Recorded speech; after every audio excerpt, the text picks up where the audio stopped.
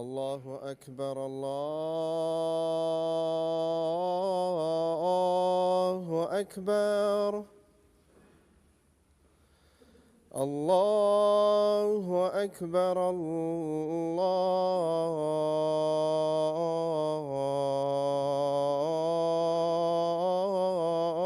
الله أكبر. أشهد أن لا إله إلا الله.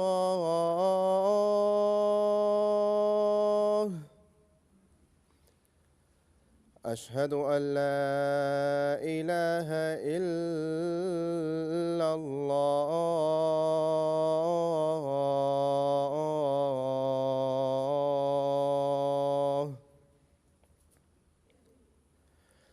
أشهد أن محمدًا رسول الله.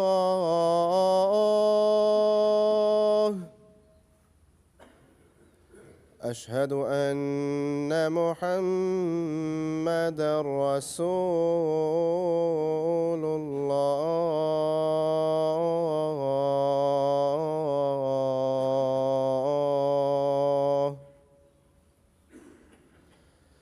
حي على الصلاة.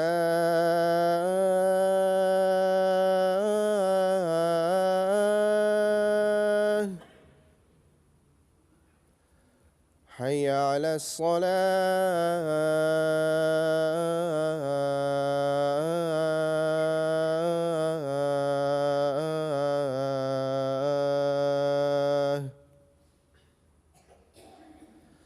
حي على الفلاح.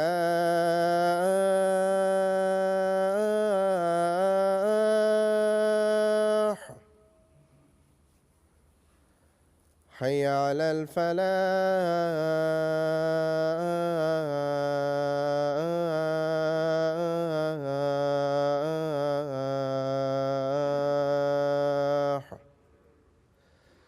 الله أكبر الله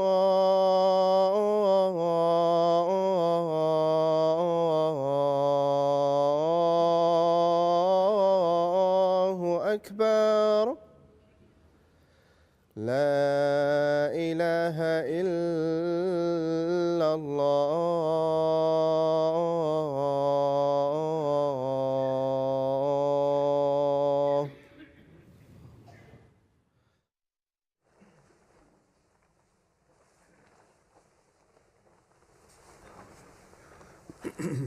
السلام عليكم ورحمة الله.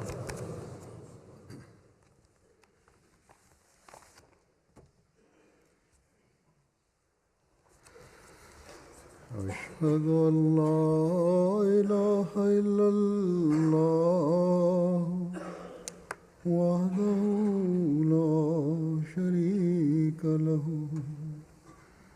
وأشهد أن محمدًا عبده ورسوله. أما بعد فأعوذ بالله من الشيطان الرجيم. بسم الله الرحمن الرحيم.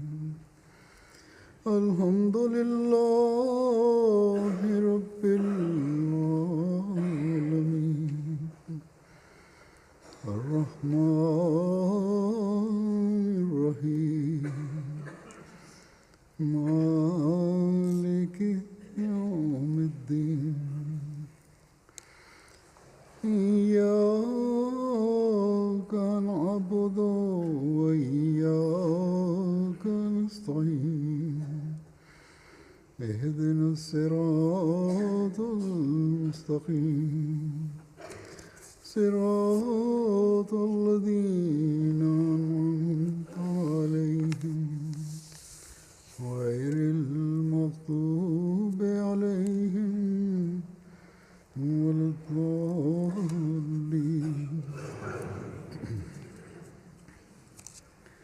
وجزاء سيئة سيئة مثلها فمن عفا وأصلح فأجره على الله إنه لا يحب الظالمين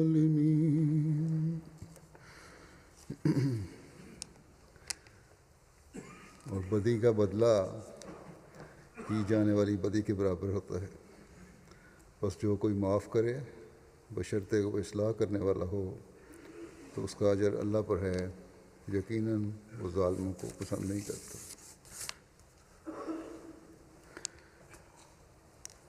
اسلام کی تعلیم میں کسی غلط حرکت کرنے والے سے، نقصان پہنچانے والے سے، چاہے وہ چھوٹی سطح پر نقصان پہنچانے والا ہو یا بڑے پیمانے پر نقصان پہنچانے والا ہو یا دشمن ہو، ہر ایک سے ایسا سلوک کرنے کی تعلیم ہے جو اس کی اصلاح کا پہلو لیے ہو۔ اسلام میں سزا کا تصور ضرور ہے، لیکن ساتھ معافی اور درگزر کا بھی حکم ہے۔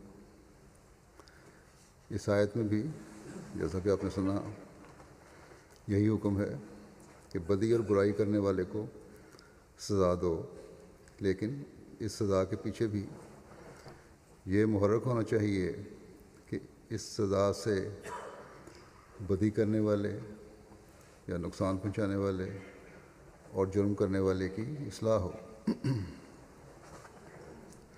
بس جب اصلاح مقصد ہے تو پھر سزا دینے سے پہلے یہ سوچو کہ کیا سزا سے یہ مقصد حل ہو جاتا ہے۔ اگر سوچنے کے بعد بھی، مجرم کی حالت دیکھنے کے بعد بھی اس طرف توجہ پھرتی ہے کہ اس مجرم کی اصلاح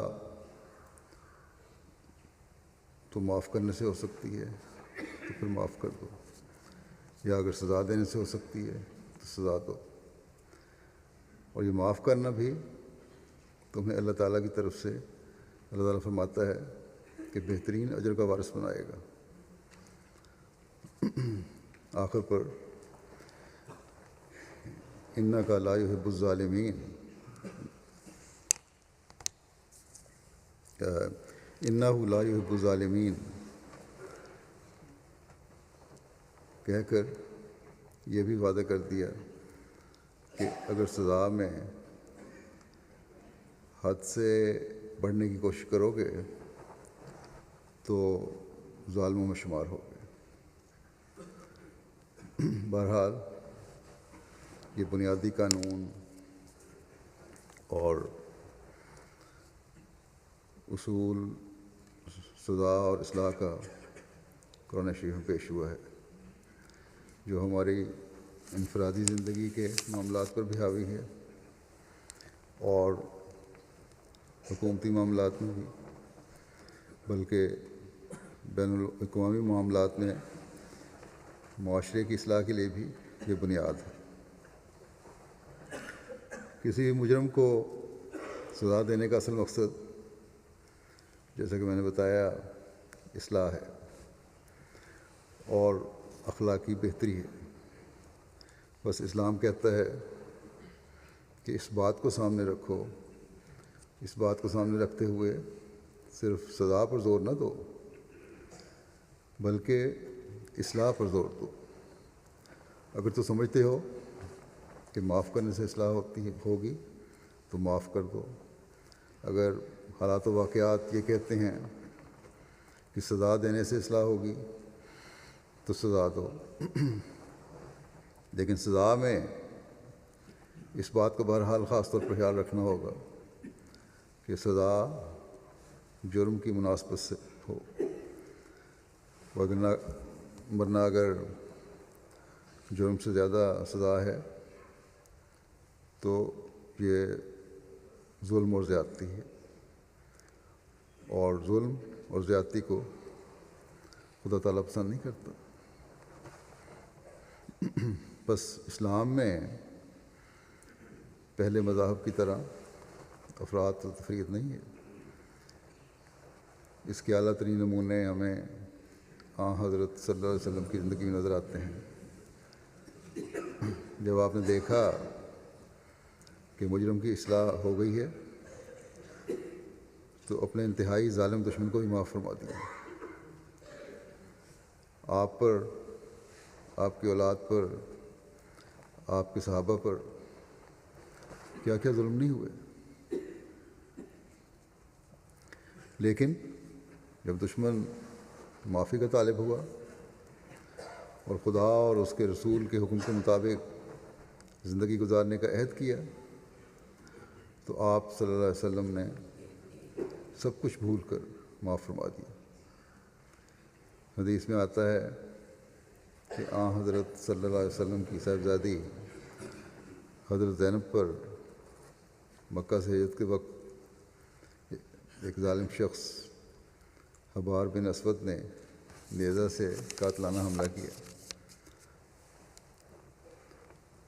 وہ اس وقت حاملہ تھیں، اس حملے کی وجہ سے آپ کو زخم بھی آئے اور آپ کا حمل بھی ضائع ہو گیا۔ آخرکار یہ زخم آپ کے لیے جان لیوا ثابت ہوا۔ اس جرم کی وجہ سے اس شخص کے خلاف قتل کا فیصلہ دیا گیا۔ فتح مکہ کے موقع پر یہ شخص بھاگ کر کہیں چلا گیا، لیکن بعد میں جب حضرت صلی اللہ علیہ وسلم واپس مدینہ تشریف لے آئے تو حبار مدینہ میں حضرت صلی اللہ علیہ وسلم کی خدمت میں حاضر ہوا اور عرض کی کہ میں آپ سے ڈر کر فرار ہو گیا تھا، جرم میرے بہت بڑے بڑے ہیں، میری قتل کی سزا آپ دے چکے ہیں، لیکن آپ کے عفو اور رحم کے حالات پتہ چلے تو یہ چیز مجھے آپ کے پاس لے آئی ہے۔ مجھ میں اتنی ضرورت پیدا ہو گئی کہ باوجود اس کے کہ مجھ پر سزا کی حد لگ چکی ہے، لیکن آپ کا عفو معاف کرنا اتنا وسیع ہے کہ اس نے جب مجھے ضرورت پیدا کی اور میں حاضر ہو گیا۔ کہنے لگا کہ اے اللہ کے نبی، ہم جاہلیت اور شرک میں ڈوبے ہوئے تھے، خدا نے ہماری قوم کو آپ کے ذریعے سے ہدایت دی اور ہلاکت سے بچایا۔ میں اپنی زیادتیوں اور جرموں کا اعتراف کرتا ہوں، میری جہالت سے صرف نظر فرمائیں۔ چنانچہ حضرت صلی اللہ علیہ وسلم نے اپنی صاحبزادی کے اس قاتل کو بھی معاف فرما دیا اور فرمایا، جا حبار، اللہ کو تجھ پر احسان ہے کہ اس نے تجھے اسلام قبول کرنے کی توفیق دی اور سچی توبہ کرنے کی توفیق دی۔ اسی طرح ایک روایت میں آتا ہے کہ ایک شاعر کعب بن ظہیر تھا جو مسلمان خواتین کے بارے میں بڑے گندے اشعار کیا کرتا تھا، ان کی عصمت پر حملے کیا کرتا تھا، کہا کرتا تھا، گندے اشعار کہا کرتا تھا اور عصمت پر حملے کیا کرتا تھا۔ اس کی بھی سزا کا حکم جاری ہو چکا تھا۔ جب مکہ فتح ہوا تو کعب کے بھائی نے اسے لکھا کہ مکہ فتح ہو چکا ہے، بہتر ہے کہ تم رسول اللہ صلی اللہ علیہ وسلم سے معافی مانگ لو۔ چنانچہ وہ مدینے آ کر اپنے ایک جاننے والے کے یہاں ٹھہرا اور فجر کی نماز مسجد نبوی میں جا کر حضرت صلی اللہ علیہ وسلم کے ساتھ ادا کی اور پھر اپنا تعارف کرائے بغیر کہا کہ یا رسول اللہ، کعب بن ظہیر طائف ہو کر آیا ہے اور معافی چاہتا ہے، اگر اجازت ہو تو اسے آپ کی خدمت میں پیش کیا جائے۔ آپ کیونکہ اس کی شکل سے واقف نہیں تھے، اسے جانتے نہیں تھے، یا ہو سکتا ہے اس نے کپڑا اوڑا ہو، باقی صحابہ نے بھی نہ پہچانا ہو، لیکن بہرحال وہاں کسی نے پہچانا نہیں اسے، اس لیے آپ نے فرمایا ہاں آ جائے۔ تو اس نے کہا کہ میں ہی کعب بن ظہیر ہوں۔ اس پر ایک انصاری اٹھے اور اسے قتل کرنے لگے، کیونکہ اس کے جرموں کی وجہ سے اس پر بھی قتل کی حد لگ چکی تھی۔ لیکن حضرت صلی اللہ علیہ وسلم نے کمال شفقت فرماتے ہوئے فرمایا کہ اب اسے چھوڑ دو، کیونکہ یہ معافی کا خواستگار ہو کر آیا ہے۔ پھر اس نے ایک قصیدہ بھی حضرت صلی اللہ علیہ وسلم کی خدمت میں پیش کیا۔ حضرت صلی اللہ علیہ وسلم نے اپنی ایک خوبصورت چادر انعام کے طور پر اسے دے دی۔ بس یہ دشمن جس کی سزا کا حکم جاری ہو چکا تھا، آپ صلی اللہ علیہ وسلم کے دربار سے نہ صرف جان بخشوا کر گیا بلکہ انعام لے کر بھی لوٹا۔ تو اس طرح کے اور سے بہت سارے واقعات ہیں آپ صلی اللہ علیہ وسلم کی زندگی میں ملتے ہیں۔ جب آپ نے اصلاح کے بعد اپنے ذاتی دشمنوں کو بھی معاف فرمایا، اپنے قریبی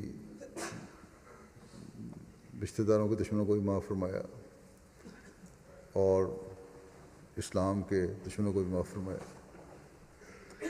لیکن جہاں اصلاح کے لیے سزا کی ضرورت تھی، اگر سزا کی ضرورت پڑی تو سزا بھی دی آپ نے۔ تو اصل مقصد اس عام حکم کی اہمیت کے پیش نظر یہ ہے کہ تم نے اصلاح کرنی ہے، نہ کہ انتقام لینا ہے۔ حضرت مسیح علیہ السلام نے سورہ شورى کی اس آیت جو 41ویں آیت ہے، اس آیت کی اپنی کتب اور ارشادات میں کئی جگہ وضاحت فرمائی ہے۔ آپ کی تقریباً 13 کتب میں اس کے حوالے نظر آتے ہیں، یا شاید اس سے بھی زیادہ ہوں، اور ان میں 21-22 جگہ پر مختلف جگہوں پر اس حوالے سے آپ نے بات کی ہے۔ اسی طرح اپنی مجالس میں بھی کئی جگہ اس کا ذکر فرمایا۔ اسلامی اصول کی فلسفی میں آپ نے سزا اور معافی کا فلسفہ اور روح بیان کرتے ہوئے فرمایا کہ بدی کی جزا اسی قدر بدی ہے جو کی گئی ہو اس آیت کی روشنی میں، لیکن جو شخص گناہ بخش دے اور ایسے موقع پر بخشے کہ اس سے کوئی اصلاح ہوتی ہو، کوئی شر پیدا نہ ہوتا ہو، یعنی عین عفو کے محل پر ہو نہ غیر محل پر، تو اس کا وہ بدلہ پائے گا۔ یعنی بخشنے والا اللہ تعالیٰ کے ہاں اجر پائے گا۔ فرمایا کہ اس آیت سے ظاہر ہے کہ قرآنی تعلیم یہ نہیں کہ خواہ اور ہر جگہ شر کا مقابلہ نہ کیا جائے، بعض جگہ شر کا مقابلہ کرنا پڑتا ہے، اور شریروں اور ظالموں کو سزا نہ دی جائے، بلکہ یہ تعلیم ہے کہ دیکھنا چاہیے کہ وہ محل اور موقع گناہ بخشنے کا ہے یا سزا دینے کا۔ بس مجرم کے حق میں اور نیز عامہ خلائق کے حق میں جو کچھ فی الواقعہ بہتر ہو وہی صورت اختیار کی جائے۔ فرمایا کہ بعض وقت ایک مجرم گناہ بخشنے سے توبہ کرتا ہے، اور بعض وقت ایک مجرم گناہ بخشنے سے اور بھی دلیر ہو جاتا ہے۔ بس خدا تعالیٰ فرماتا ہے کہ اندھوں کی طرح صرف گناہ بخشنے کی عادت مت ڈالو، بغیر دیکھے یہی نہیں ہے کہ ہم نے گناہ بخشنے ہیں، صرف یہی ایک کام رہ گیا۔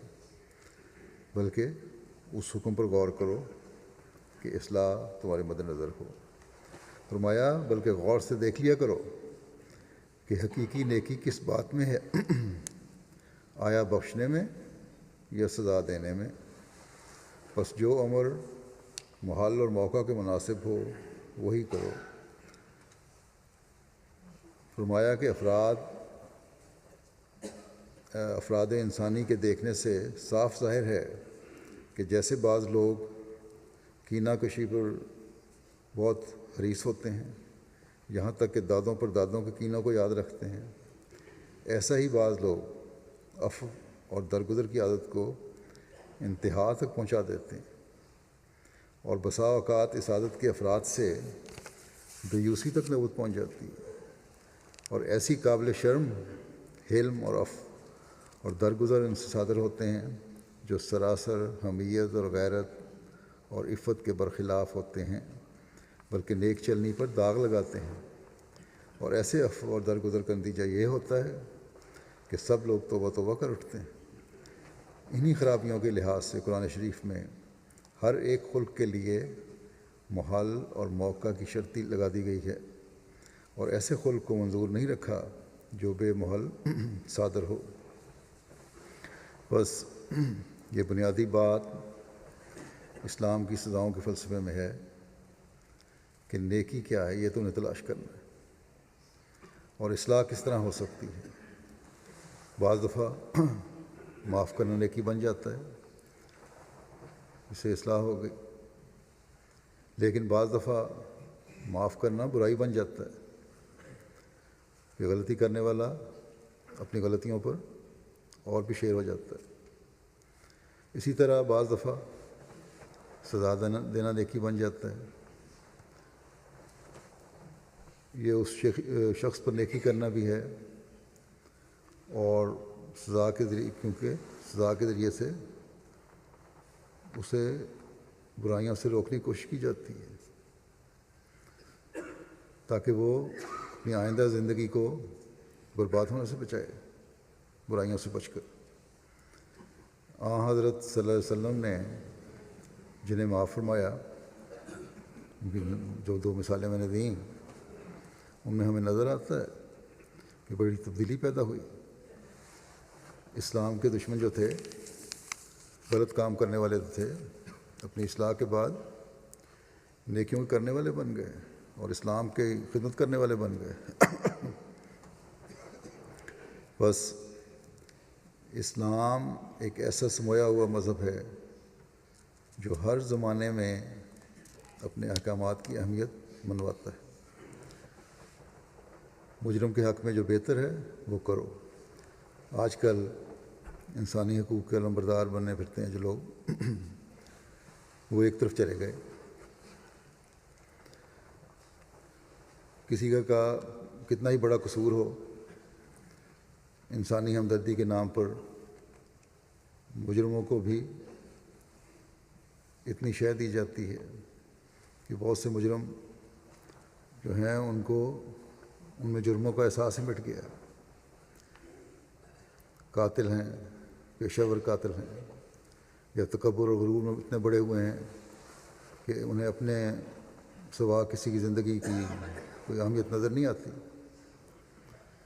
ایسے لوگوں کی سزا تو قتل ہی ہونی چاہیے، سوائے اس کے کہ مقتول کے ورثاء خود معاف کر دیں۔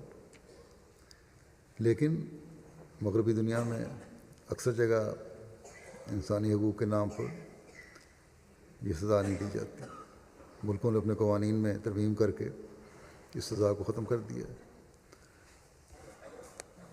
جبکہ ایسے لوگوں کی اصلاح بھی نہیں ہو رہی ہوتی اور وہ ظلم میں بڑھتے چلے جاتے ہیں۔ یا پھر دوسری انتہا نظر آتی ہے جن میں مسلمان ممالک کے سربراہان کے خلاف مقامی لوگوں نے تحریک چلائی اور انہیں ان کے تخت سے اتار دیا، اور پھر بجائے اس کے کہ ان پر مقدمہ چلا کر ان کی جو بھی سزا بنتی ہے انہیں دی جائے، اگر وہ سزاوار ہیں تو انہیں مقامی لوگوں کی مدد کرتے ہوئے ظالمانہ طور پر مارا گیا۔ اور یہ مقامی لوگ جب اپنے ان لیڈروں پر ظلم کرتے ہیں تو پیچھے بعض طاقتوں کی شے ہوتی ہے جس پر یہ سب کچھ کیا جا رہا ہوتا ہے۔ اسلام تو ہر طرح کی افراط اور تفریط سے روکتا ہے، اور سزا کے لیے اگر اللہ تعالیٰ نے فرمایا تو پھر اس میں ہر امیر غریب کے ساتھ ایک جیسا سلوک ہے، اور فرمایا اتنی سزا دو جتنا اس نے کیا، اور کچھ اصول و قواعد بناؤ سزا کے۔ اور اس پر ہم دیکھتے ہیں کہ حضرت صلی اللہ علیہ وسلم نے جب حکومت کی مدینہ میں، اور اس کے بعد خلفاء نے اس پر عمل کر کے دکھایا کہ کس طرح سزا ملنی چاہیے اور سزا کا مقصد کیا ہے۔ پھر حضرت مسیح علیہ السلام نے یہ فرمایا کہ صرف یہی نہیں دیکھنا کہ مجرم کے حق میں کیا بہتر ہے، بعض دفعہ یہ دیکھنا ہوتا ہے، صرف مجرم کا ہی خیال نہیں رکھا جاتا کہ عام معاشرے میں کیا بہتر ہے۔ چھوٹی چیز کو بڑی کے لیے قربان کرنا یا معاشرے کے وسیع تر مفاد کو سامنے رکھنا یہ ضروری ہو جاتا ہے بعض دفعہ۔ اس لیے کسی بھی سزا کے فیصلے کے وقت یہ دیکھنا بھی ضروری ہے کہ معاشرے پر مجموعی طور پر کیا اثر پڑ رہا ہے۔ بعض دفعہ معاف کرنا معاشرے میں غلط اثر پیدا کرتا ہے کہ دیکھو اتنا بڑا مجرم ایک غلط کام کر کے پھر بچ گیا۔ تو شرارتی طبع لوگ خیال کرتے ہیں کہ ہم بھی غلط کام کر کے معافی مانگ کر بچ جائیں گے۔ یہ صورتحال پھر مجرموں کو اپنے برے افعال کرنے کے لیے جرأت پیدا کرتی ہے اور تقویت دیتی ہے۔ اسی طرح شرفاء خوفزدہ ہونا شروع ہوتے ہیں، یا عمومی طور پر لوگ بے چینی محسوس کرتے ہیں، اور اس بے چینی کو دور کرنے کے لیے پھر اپنی ترکیبیں سوچتے ہیں۔ اکثریت بے شک خود حفاظتی کا انتظام کرتی ہے اگر ایسی لا قانونیت کا دور ہو، لیکن کچھ عدم تحفظ کی وجہ سے اگر لا قانونیت نہ بھی ہو اور عدم تحفظ ہو تو پھر خود ہی قانون بھی اپنے ہاتھ میں لینے کی کوشش کرتے ہیں۔ بدقسمتی سے ہمیں ایسی صورتحال باوجود ایسی خوبصورت اسلامی تعلیم کے مسلمان ممالک میں اکثر نظر آتی ہے۔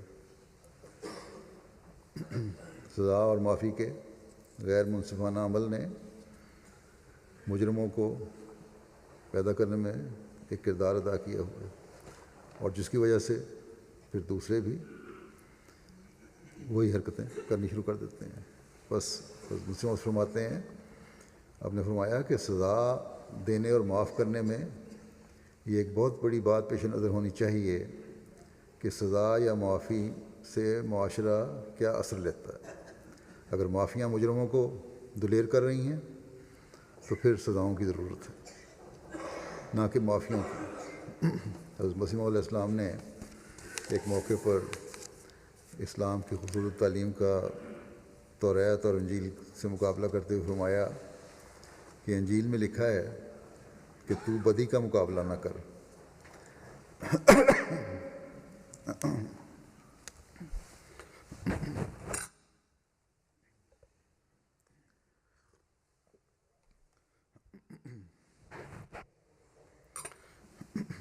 فرمایا کہ انجیل میں لکھا ہے کہ تو بدی کا مقابلہ نہ کر۔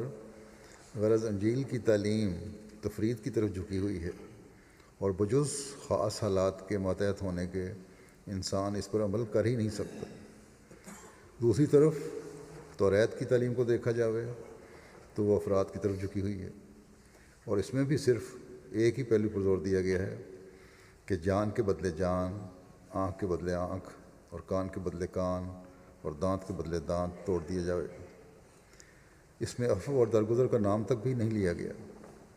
اصل بات یہ ہے کہ یہ کتابیں مختص زمان اور مختص قوم ہی تھیں، یعنی ایک خاص زمانے کے لیے اور ایک خاص قوم کے لیے تھیں، مگر قرآن شریف نے ہمیں کیا پاک راہ بتائی ہے جو افراط اور تفریط سے پاک اور عین فطرت انسانی کے مطابق ہے۔ مثلاً مثال کے طور پر قرآن شریف میں فرمایا ہے جزاء سیئۃ مثلھا ومن عفا و اصلح فاجرہ علی اللہ، یعنی جتنی بدی کی گئی ہو اسی قدر بدی کرنی جائز ہے، یعنی اتنی سزا دینی جائز ہے، لیکن اگر کوئی معاف کر دے اور اس معافی میں اصلاح مد نظر ہو، بے محال اور بے موقع عفو نہ ہو بلکہ برمحال ہو، تو ایسا معاف کرنے والے کے واسطے اس کا اجر ہے جو اسے خدا سے ملے گا۔ دیکھو کیسے پاک تعلیم، نہ افراط نہ تفریط۔ انتقام کی اجازت ہے مگر معافی کی تحریص بھی موجود ہے۔ بدلہ لینے کا حکم ہے لیکن ساتھ ہی معافی کا لیے توجہ دلائی گئی ہے، بشرطے بلکہ حرص دلائی گئی ہے کہ اسے تمہیں انعام ملے گا اللہ تعالیٰ کے ہاں۔ بشرط اصلاح، فرمایا کہ بشرط اصلاح یہ ایک تیسرا مسلک ہے جو قرآن شریف نے دنیا کے سامنے رکھا ہے۔ اب ایک سلیم الفطرت انسان کا فرض ہے کہ ان میں خود موازنہ اور مقابلہ کر کے دیکھ لے کہ کون سی تعلیم فطرت انسانی کے مطابق ہے اور کون سی تعلیم ایسی ہے کہ فطرت صحیح اور کانشیس اسے دھکے دیتا ہے۔ پر اسلام کی تعلیم ہی ہے جو ہر زمانے میں دنیا کے مسائل کا حل ہے، چاہے وہ سزا کے لیے ہوں یا دوسرے مسائل ہوں۔ اسلام کہتا ہے کہ جب تم ایک دفعہ معاف کر دو تو پھر کینوں اور بغضوں کو بھی دل سے نکال دو۔ آپ نے فرمایا بعض لوگوں کے دلوں میں اتنے کینے ہوتے ہیں کہ دادوں پر دادوں کے زمانے کی باتیں بھی یاد رکھتے ہیں اور معاف نہیں کرتے۔ آپ نے فرمایا یہ مومن کی شان نہیں ہے کہ کینے دلوں میں رکھے جائیں۔ حضرت صلی اللہ علیہ وسلم کا کیا اسوہ اس بارے میں ہمارے سامنے ہے۔ جنگ احد میں ابو سفیان کی بیوی ہند نے رسول اللہ صلی اللہ علیہ وسلم کے چچا حضرت حمزہ رضی اللہ تعالیٰ عنہ کی لاش کا مسئلہ کیا، ناک کان اور دوسرے اعضاء کاٹ کر لاش کا حلیہ بگاڑ دیا، ان کا کلیجہ نکال کر چبا لیا، ظلم اور بربریت کی انتہا کی۔ دوسری طرف اس سب کے باوجود حضرت صلی اللہ علیہ وسلم کا اسوہ کیا ہے کہ فتح مکہ پر ہند نقاب اوڑھ کر آپ کے مجلس میں آ گئی، کھلے طور پر آ نہیں سکتی تھی کیونکہ اس جرم کی وجہ سے اس کے لیے بھی قتل کی سزا مقرر ہوئی تھی۔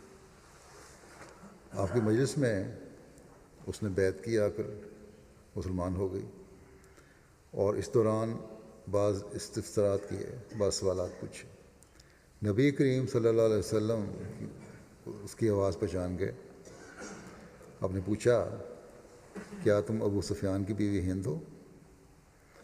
اس نے کہا ہاں یا رسول اللہ، لیکن یا رسول اللہ اب تو میں دل سے مسلمان ہو چکی ہوں، جو پہلے ہو چکا اس سے درگزر فرمائیں۔ آپ صلی اللہ علیہ وسلم نے اسے معاف فرما دیا۔ اس کا اس پر ایسا اثر ہوا کہ مزید اس کی کایا پلٹ گئی۔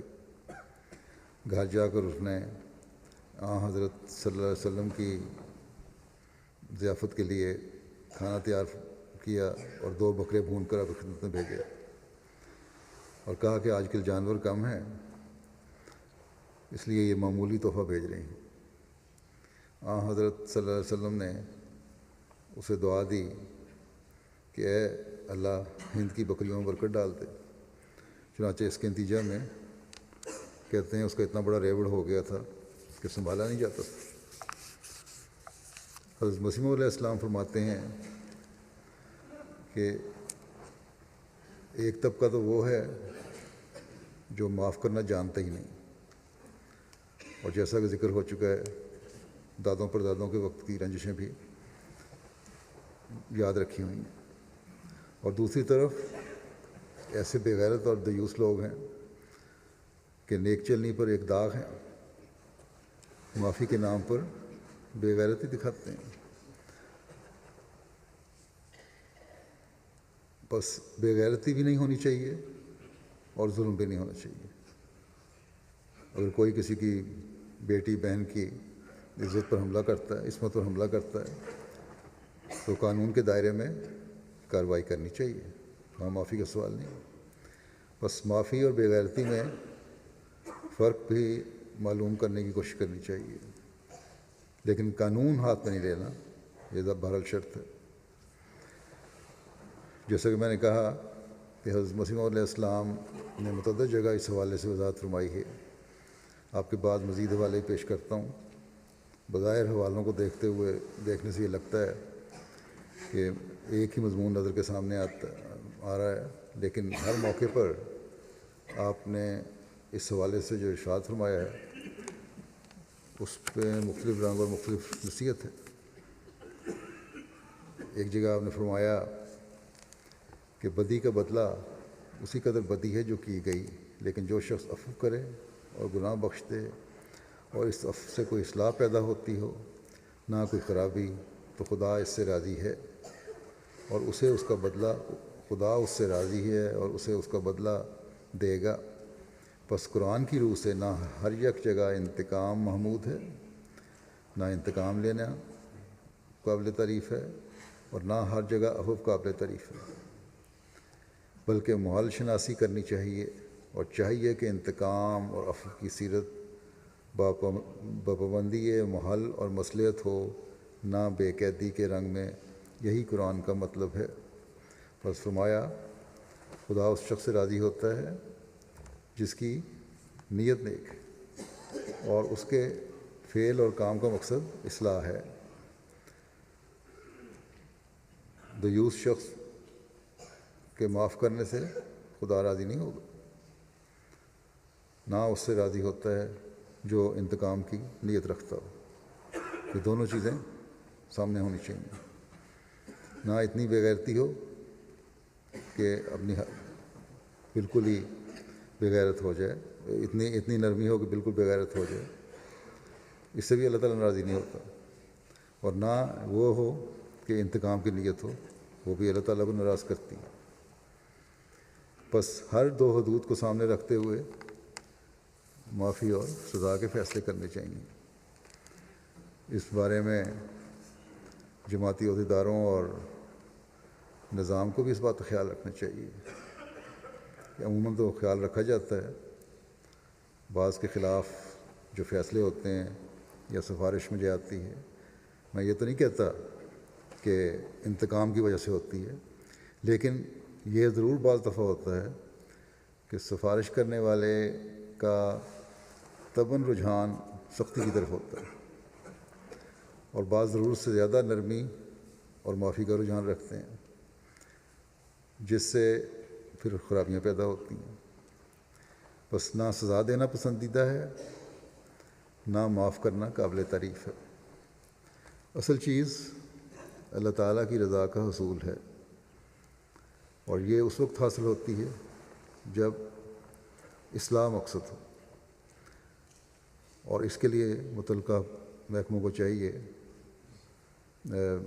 کہ کوشش کریں، چاہے وہ امور عامہ ہے یا قضاء ہے، کہ بڑی گہرائی میں جا کر سفارش اور فیصلے کرنے چاہیے، تاکہ وہ حقیقی نظام اور حالات ہم اپنے میں جماعت میں پیدا کر سکیں جو خدا تعالیٰ کی رضا حاصل کرنے والے ہیں۔ اور اس کے لیے خدا تعالیٰ سے دعا اور مدد مانگنے کی بھی ضرورت ہے۔ جب بھی کوئی فیصلہ ہو دعا کے ساتھ ہو، اور پھر خلیفہ کے پاس سفارش ہونی چاہیے، تاکہ ہر قسم کے بد اثرات سے وہ شخص بھی محفوظ رہے جس کے خلاف شکایت کی جا رہی ہے، جس کی شکایت کی جا رہی ہے، اور وہ نظام جماعت بھی محفوظ رہے،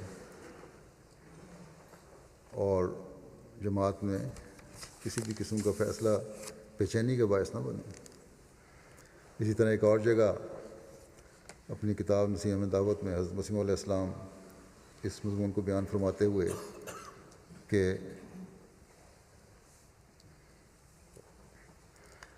معترضین جو ہیں اسلام کے اور غیر مسلموں کو اسلام کی یہ خوبصورت تعلیم کا علم ہونا چاہیے. آپ نے بڑے کھول کے بتایا کہ یہ ایسی خوبصورت تعلیم ہے جو کسی اور مذہب میں نہیں. آپ نے فرمایا کہ اگر کوئی تمہیں دکھ پہنچاوے، مثلا دان توڑ دے یا آنکھ پھوڑ دے، تو اس کی سزا اسی قدر بدی ہے جو اس نے کی. لیکن اگر تم ایسی صورت میں گناہ معاف کر دو کہ اس معافی کا کوئی نیک نتیجہ پیدا ہو اور اس سے کوئی اصلاح ہو سکے، یعنی مثلا جرم آئندہ اس عادت سے باز آ جائے، یعنی مثلا مجرم آئندہ اس عادت سے باز آ جائے، اصلاح ہو جائے، مجرم آئندہ باز آ جائے، تو اس صورت میں معاف کرنا ہی بہتر ہے اور اس معاف کرنے کا خدا سے اجر ملے گا. اب دیکھو اس آیت میں دونوں پہلوؤں کی رعایت رکھی گئی ہے، عفو کی بھی اور انتقام کو مصلحت وقت سے وابستہ کر دیا گیا ہے.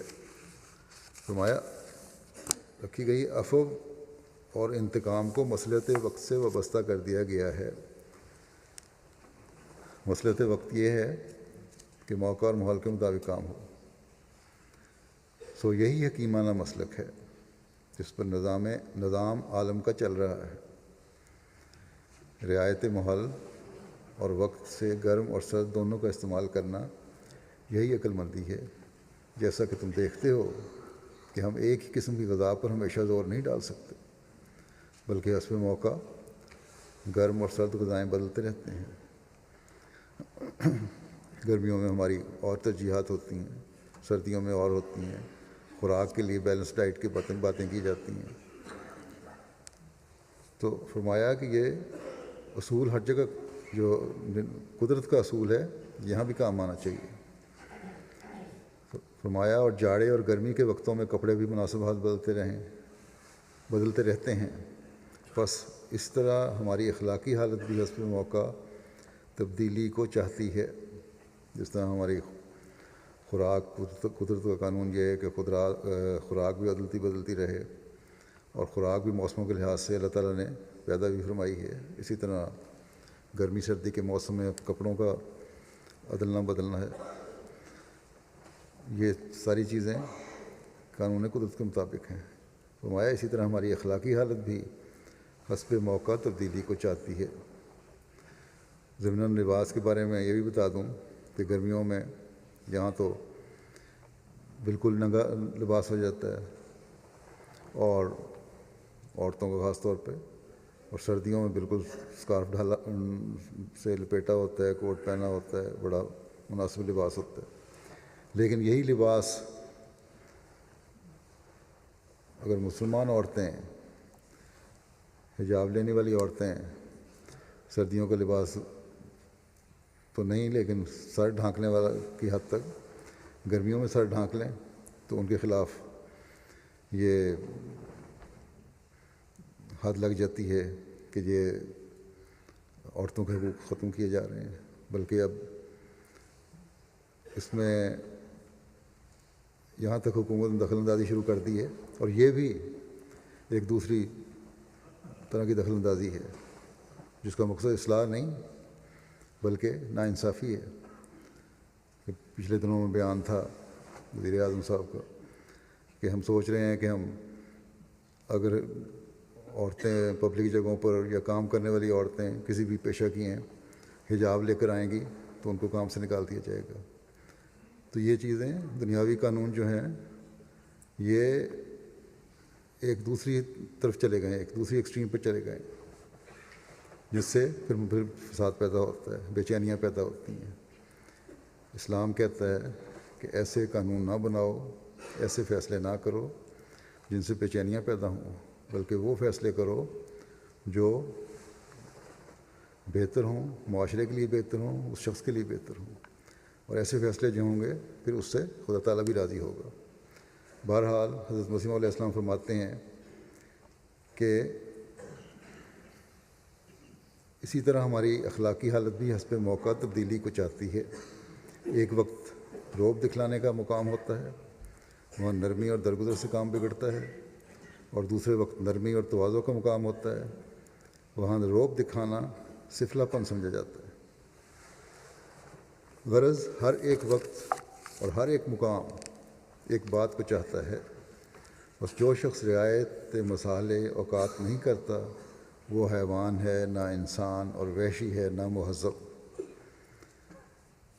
موقع اور ماحول اور وقت کی مصلحت کے مطابق کام کرنے کے لیے آپ نے قانون قدرت کے مطابق مثال دی ہے، جیسا کہ میں نے بیان کیا۔ غذاؤں میں توازن بھی ضروری ہے، اور ایک ہی قسم کی غذائیں انسان استعمال نہیں کرتا۔ آج کل کے بھی جو نیوٹریشن کے ماہر ہیں، بڑے بڑے اپنے مریضوں کو چارٹ بنا کے دیتے ہیں کہ اس کے مطابق غذا کھاؤ، اور اس سے غذا سے علاج ہوتے ہیں۔ اسی طرح موسمی حالات کے مطابق ہمارے کپڑے ہیں، تو بہرحال آپ نے فرمایا کہ یہ قانونی قدرت اخلاقی حالت پر بھی حاوی ہے۔ فرمایا کہ کہیں تو نرمی اور درگزر سے کام بگڑتا ہے، کہیں رعب دکھانے سے، سختی کرنے سے کام بگڑتا ہے۔ بس انسان کی اس فطرت کو ہر جگہ لاگو کرنے کی ضرورت ہے کہ اس کے جو تبدیلیاں ہیں اس کی طبیعت کے مطابق ہوں۔ اصلاح کے لیے جو تجویز کیا گیا ہے وہ کسی بھی انسان کی طبیعت کے مطابق ہو، اور یہی انسان اور حیوان میں فرق ہے۔ پھر ایک جگہ آپ نے فرمایا کہ قرآن شریف نے بے فائدہ عفو اور درگزر کو جائز نہیں رکھا، کیونکہ اس سے انسانی اخلاق بگڑتے ہیں اور شیرازہ نظام درہم برہم ہو جاتا ہے، بلکہ اس عفو کی اجازت دی ہے جس سے کوئی اصلاح ہو سکے۔ بس یہ بہت اہم بات ہے۔ عفو اور درگزر اگر بلا وجہ ہو تو نظام درہم برہم ہو جاتا ہے، اور انسان کے اندر بے قیدی پیدا ہو جاتی ہے، اپنی حدود سے باہر نکلنا شروع ہو جاتا ہے، نظام قائم نہیں رہتا۔ بس جن کو اصلاح کے لیے سزا ملتی ہے وہ بجائے ڈٹائی دکھانے کے اس بات کی طرف زیادہ توجہ دیں کہ ہم نے اپنی اصلاح کس طرح کرنی ہے، اس کے لیے استغفار کریں اور اپنی اصلاح کریں۔ جماعت میں کوئی سزا کسی انتقام کی وجہ سے نہیں دی جاتی، جیسا کہ میں نے پہلے بھی کہا، اصلاح کے لیے دی جاتی ہے، اور یہی کوشش ہونی چاہیے اور ہوتی ہے۔ صرف عہدے داروں کے لیے ہی یہ نہیں ہے، ان کا ہی قصور نہیں صرف عہدے داروں کا،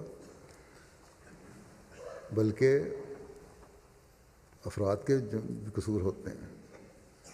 اگر ہر شخص اپنے روزمرہ کے معاملات میں اور آپس کے تعلقات میں اپنا جائزہ لے کہ وہ دوسروں کے متعلق کس طرح سوچتا ہے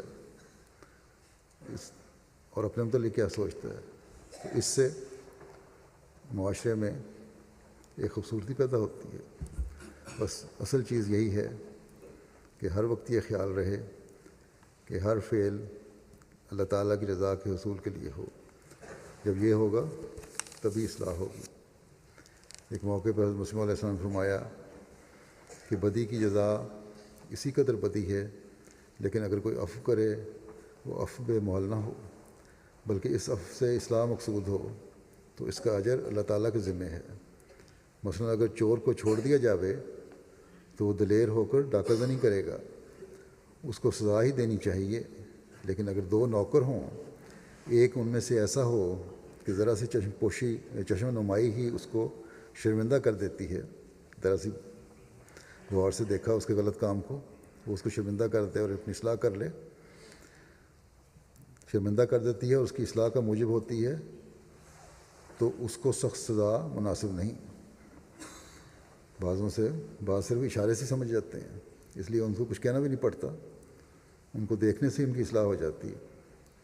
مگر دوسرا عمداً شرارت کرتا ہے، اس کو عفو کریں تو بگڑتا ہے، اس کو سزا ہی دی جاوے تو تبھی ٹھیک ہے۔ تو بتاؤ مناسب حکم وہ ہے جو قرآن کریم نے دیا ہے یا وہ جو انجیل پیش کرتی ہے؟ قانون قدرت کیا چاہتا ہے؟ وہ تقسیم و روایت محل چاہتا ہے۔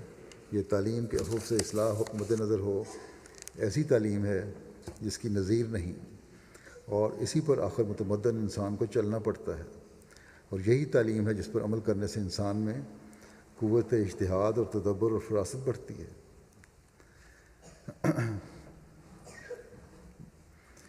گویا یوں کہا گیا ہے کہ ہر طرح کی شہادت سے دیکھو اور فراست سے غور کرو۔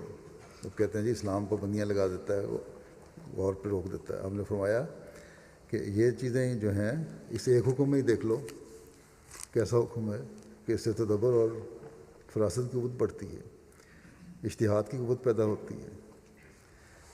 فرمایا کہ اگر عفو سے فائدہ ہو تو معاف کرو، لیکن اگر خبیث اور شریر ہے تو پھر جزا و سیئۃ مثلھا پر عمل کرو۔ اسی طرح پر اسلام کی دوسری پاک تعلیمات ہیں جو ہر زمانے میں روز روشن کی طرح ظاہر ہیں۔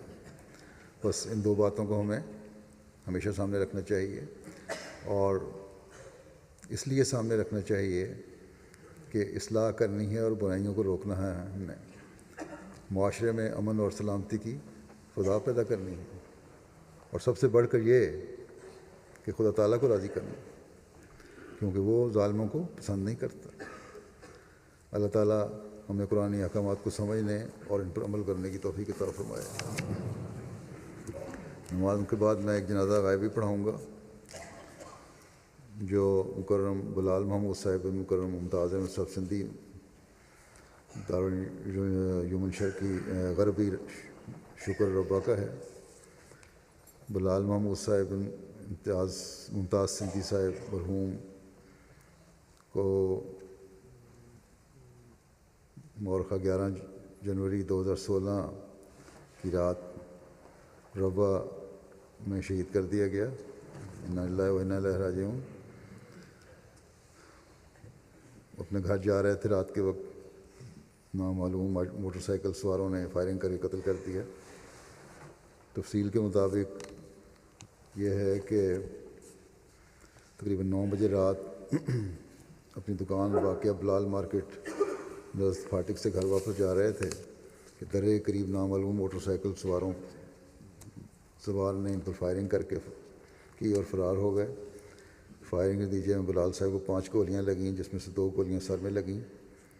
ان کو فضل اسپتال پہنچایا گیا، وہاں سے ابتدائی طبی امداد کے بعد الائٹ ہسپتال فیصل آباد بھیج دیا گیا، جہاں پر ڈاکٹر ابھی طبیعت سنبھلنے کا انتظار کر رہے تھے اور آپریشن نہیں کیا تھا گولیاں نکالنے کے لیے کہ اس دوران میں ان کی وفات ہو گئی۔ انا للہ و انا الیہ راجعون۔ 1989 میں 89 میں یہ گوٹ بلال نگر نزد نوکوٹ ضلع میرپور خاص میں پیدا ہوئے تھے۔ وقف نو کی بابرکت تحریک میں شامل تھے، میٹرک تک کی تعلیم حاصل کی تھی۔ 2003 میں والد کی وفات ہو گئی، پھر یہ ربا شفٹ ہو گیا یہ خاندان۔ 2008 میں تجدید وقف کر کے دفتر وصیت صدر انجمن احمدیہ کے نئے کارکن کے طور پر تعینات ہوئے، وہیں وفات تک خدمت سر انجام دیتے رہے۔ شام کے وقت تھوڑی دیر کے لیے اپنی ایک چھوٹی سی دکان تھی، اس میں بھی جاتے تھے۔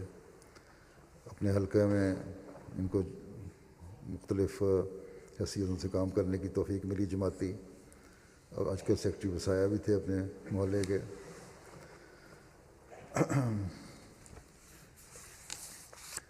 مرحوم کی شادی 2015 کے اپریل میں ہوئی تھی، اور ابھی ان کی اہلیہ بھی امید سے ہیں اللہ تعالیٰ ان کو بھی فضل فرمائے اور آنے والی اولاد پہ بھی فضل فرمائے۔ انتہائی شریف النفس، ہمدرد اور ملنسار شخصیت کے مالک تھے۔ اپنے کام میں سنجیدہ، محنتی، اطاعت گزار تھے۔ خلافت سے گہرا تعلق تھا۔ ہر ایک سے احترام اور ادب سے محبت سے پیش آنے والے، عزیز رشتہ داروں کے ساتھ بھی محبت کا تعلق، والدہ اور بہنوں کے ساتھ بہت تعلق رکھتے تھے، محبت کا تعلق تھا۔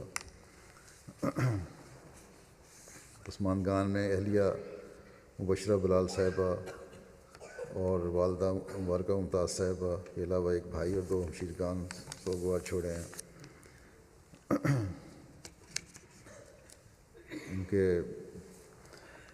پہلے سیکرٹری مجلس کارپرداد بھی اور موجودہ بھی، ان سب دونوں نے اسی بات کو لکھا ہے کہ بڑے ہونہار اور نہایت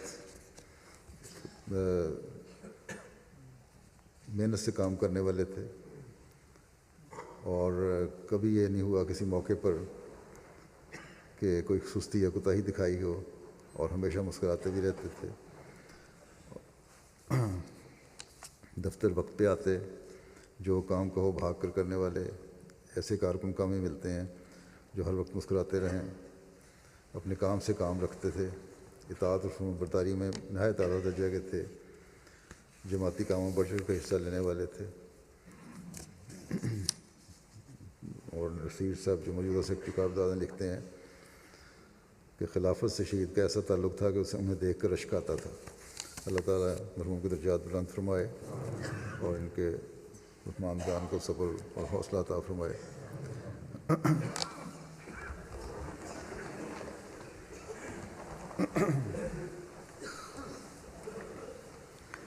الحمد